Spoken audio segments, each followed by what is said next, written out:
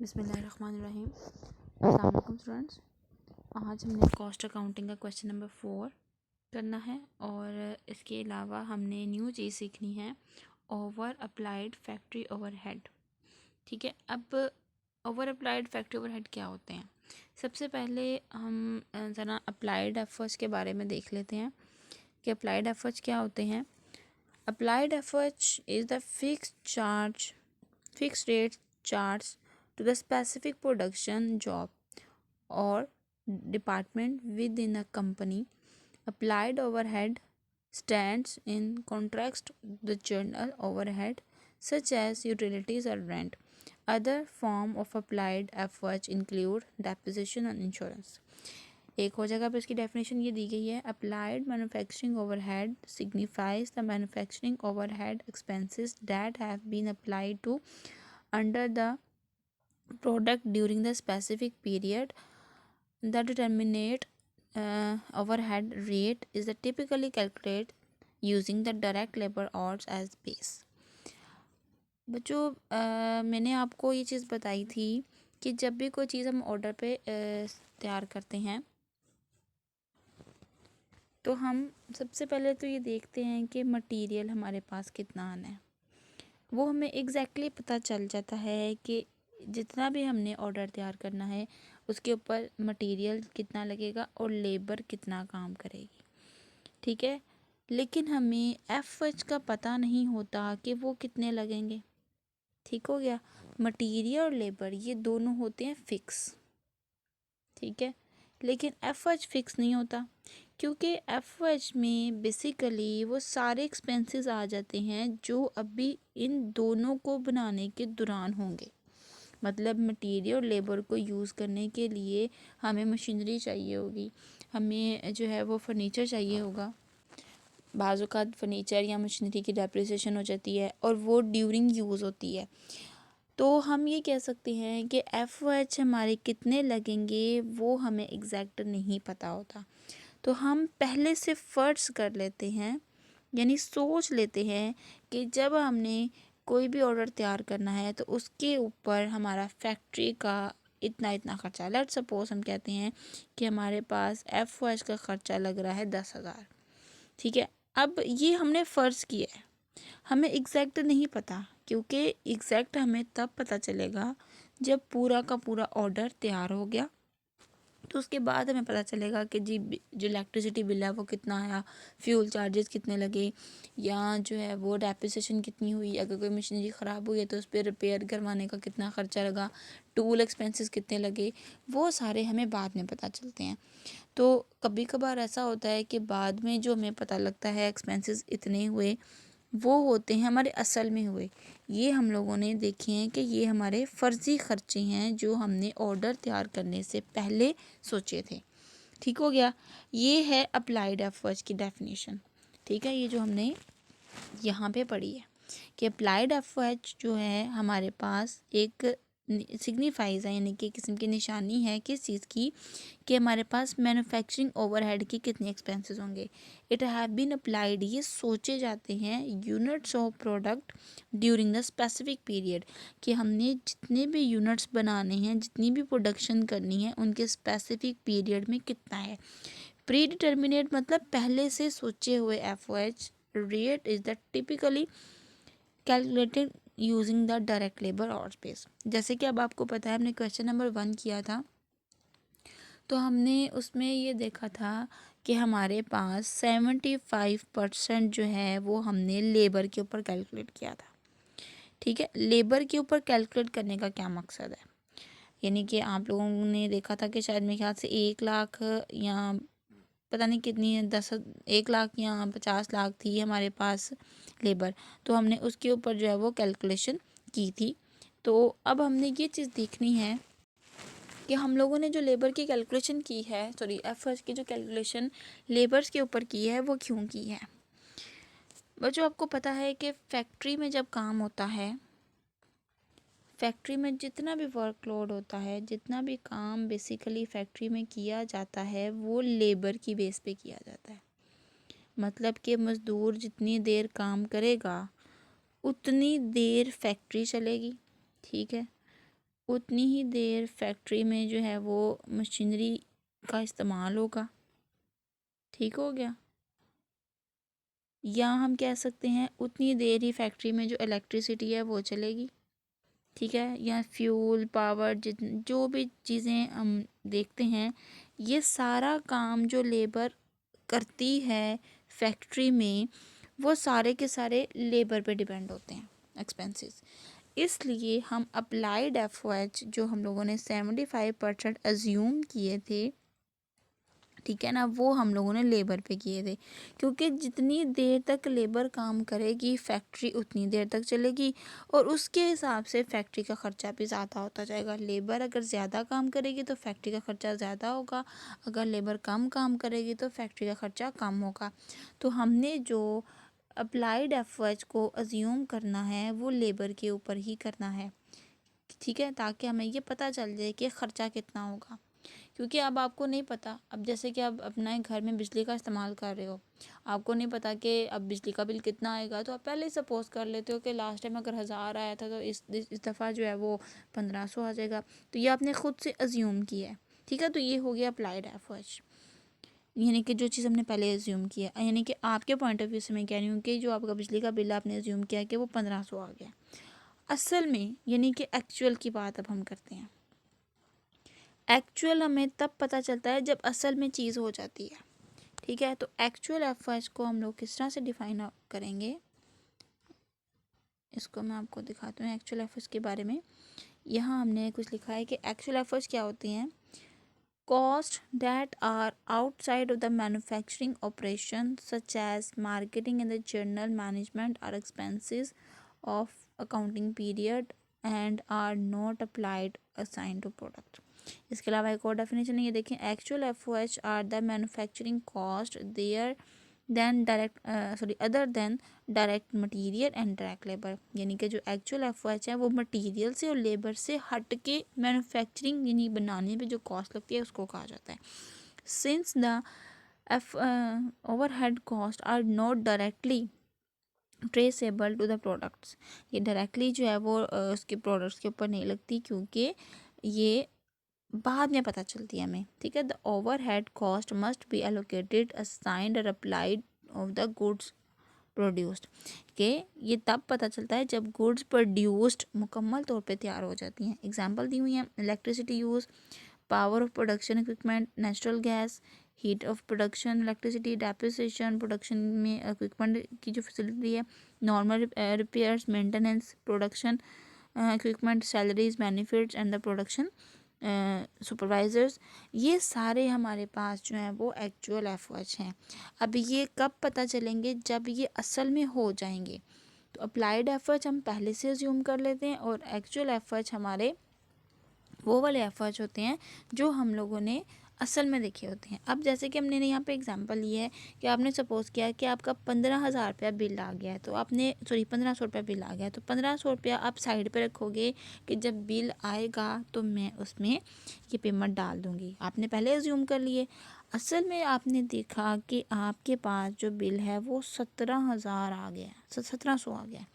तो इसका मतलब ये हुआ कि आपने जो फ़र्ज़ किए थे, जो अप्लाइड थे, वो कम हैं। ठीक हो गया, और आपके जो हैं वो असल में जो हैं वो ज़्यादा हो गए।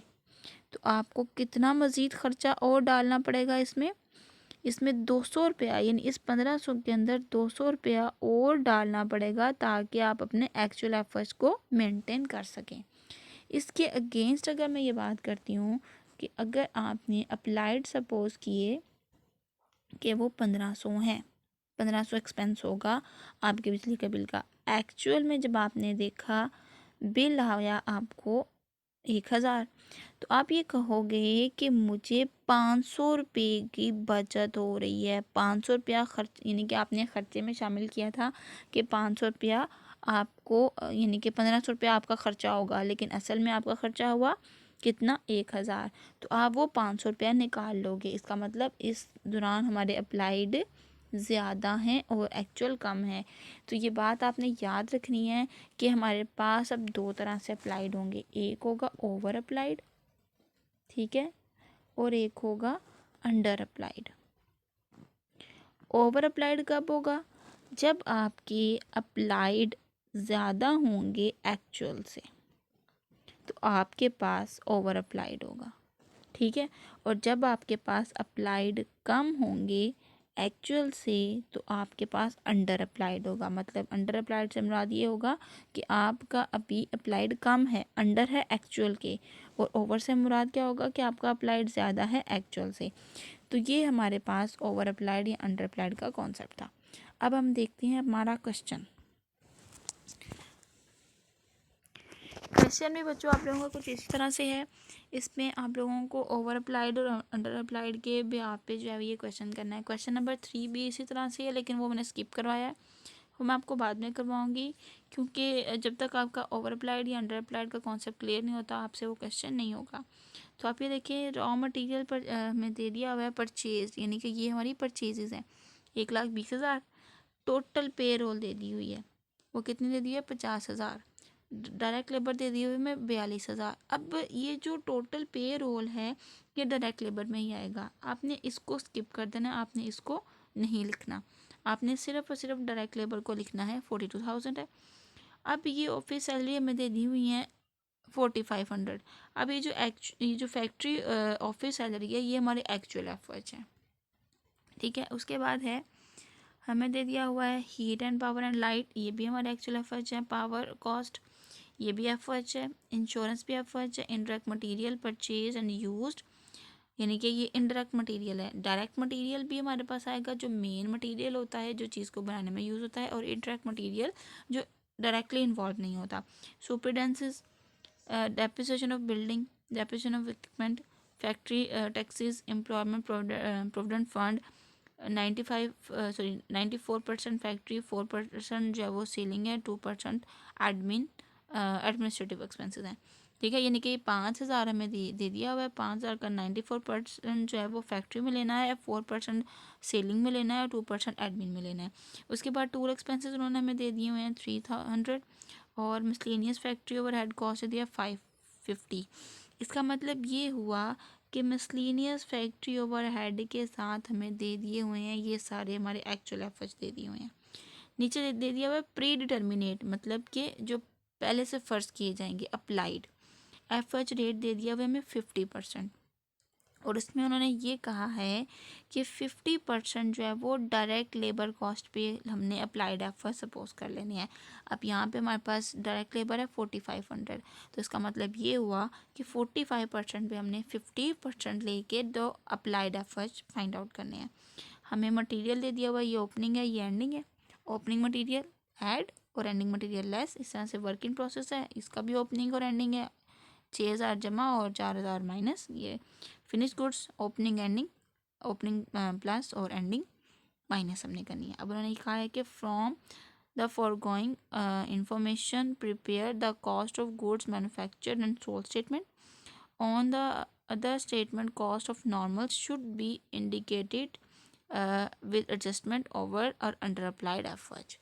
अब यहाँ पे इन्होंने एट नॉर्मल की बात की है कि आपने दो तरह के एफर्ट्स फाइंड सीजीएस मालूम करनी है, एक नॉर्मल और एक एक्चुअल। अब मैंने आपको ये बताया था कि आपने दो तरह के एफर्ट जो है वो मालूम करने हैं, ठीक है ना। एक हो गया अप्लाइड और एक हो गया एक्चुअल, ठीक हो गया। अब जब आप लोग सीजीएस को अप्लाइड के पॉइंट ऑफ व्यू से कैलकुलेट करोगे तो आप उसको एट नॉर्मल का नाम दोगे, ठीक है।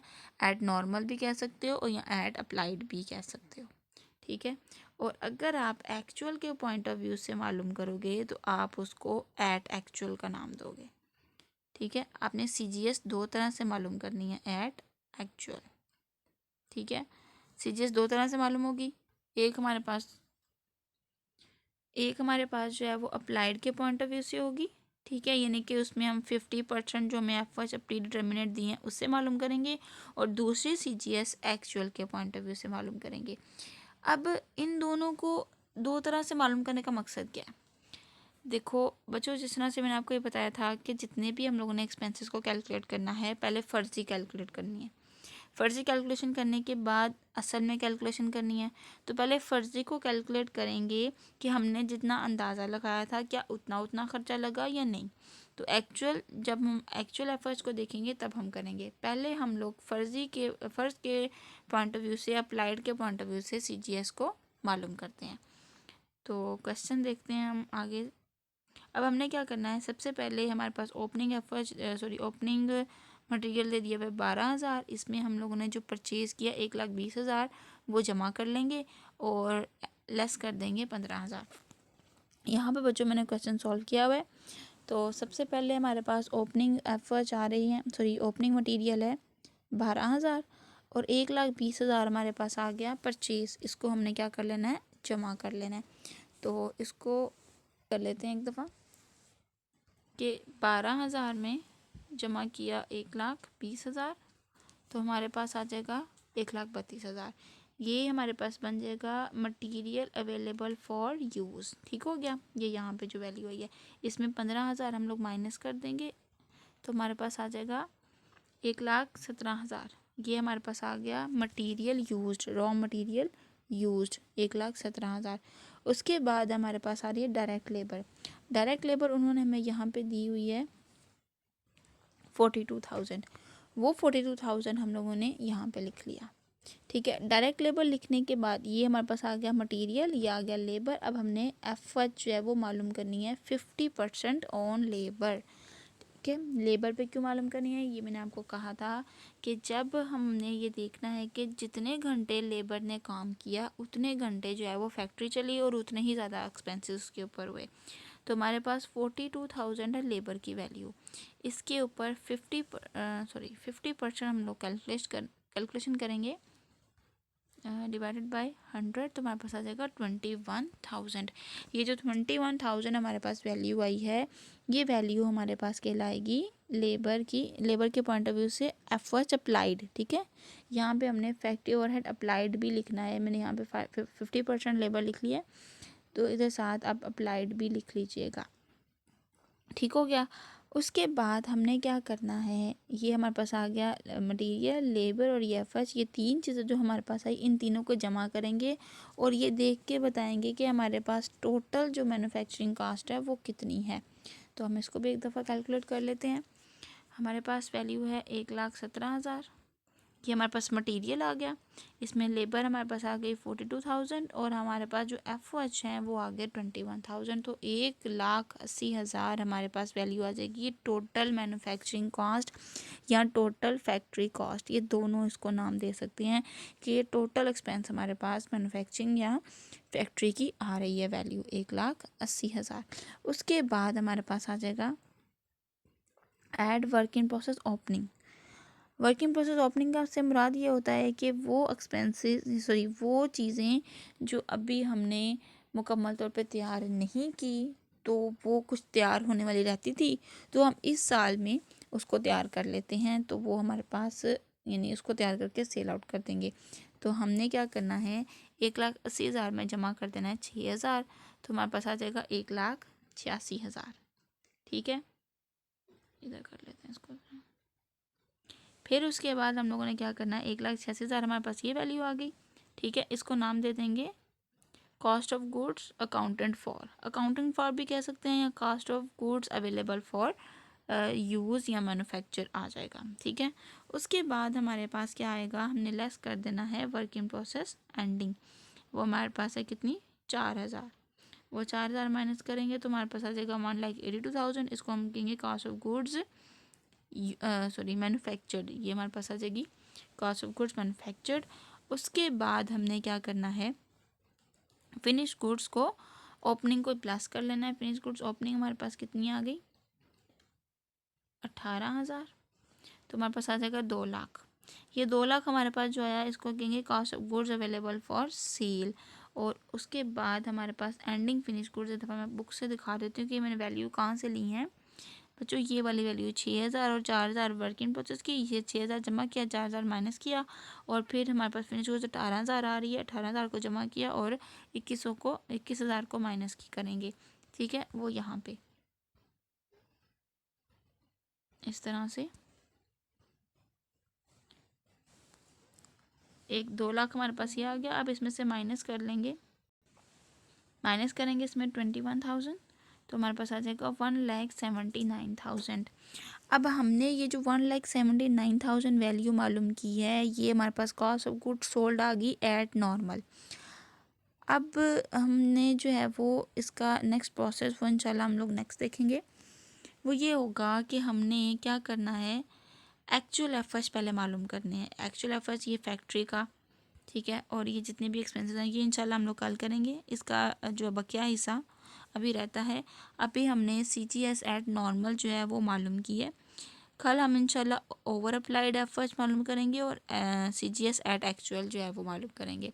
आप लोगों ने बच्चों यहाँ तक जो मैंने आपको ये अप्लाइड एफर्ट्स और ये जो एक्चुअल एफर्ट्स के बारे में बताया है, आप लोगों ने इसको याद कर लेना है, ठीक है, और इसको समझ लेना है कि एक्चुअल एफर्ट्स और अप्लाइड एफर्ट्स में क्या फ़र्क है। इंशाल्लाह जब डिस्कशन डे होगा तो उस दौरान मैं आपसे ये चीज़ें सुनूंगी, ओवर अप्लाइड के बारे में, ओवर अप्लाइड के बारे में और अंडर अप्लाइड के बारे में, और इसके अलावा अप्लाइड एफर्ट्स और एक्चुअल एफर्ट्स के बारे में आपने मुझे बताना है। अपना बहुत ज़्यादा ख्याल रखिएगा। अल्लाह हाफिज़।